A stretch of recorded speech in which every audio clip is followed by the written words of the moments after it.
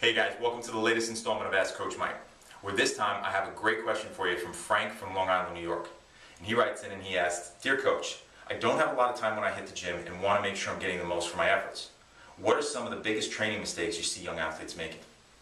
Now I said this is a great question because I see young athletes making mistakes whether in the gym or out on the field before doing things like speed and agility work all the time.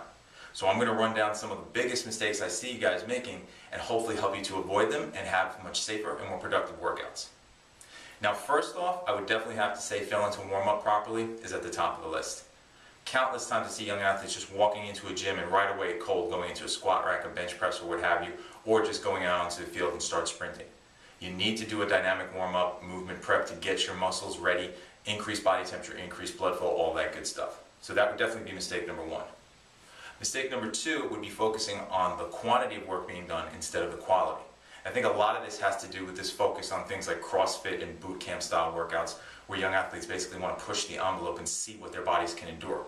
And they wind up doing way too much work, and a lot of times form isn't the greatest, and when form suffers, injury usually isn't far behind. So focusing on the quantity rather than the quality would be mistake number two. Third would be something that's a little more subtle, and that would be promoting muscular imbalances. Just quickly, always focusing on the muscles that you see in the mirror, like your pecs, your quads, your abs, and doing exercise like bench presses, leg extensions, leg presses, lots of crunches, is basically going to bring your body out of balance, create some postural distortions, and set you up for potential injury, whether chronic or acute. So you want to definitely make sure that you're training to promote more muscular balance.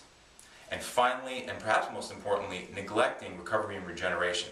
Not doing post-workout static stretching or foam rolling to help break up any knots or adhesions or scar tissue, and just letting your bodies recover so that you can get some benefit from all that intensive training that you're doing. Now keep in mind, this was just a brief synopsis. I've got a brand new article that's appearing this week on Stack Magazine. It'll be my initial contribution there. That'll go over all of these in detail, and I'll show you some video examples as well. So you want to make sure to check that out. And be sure to keep sending those questions in, because next time I might be answering yours. I'll see you next time.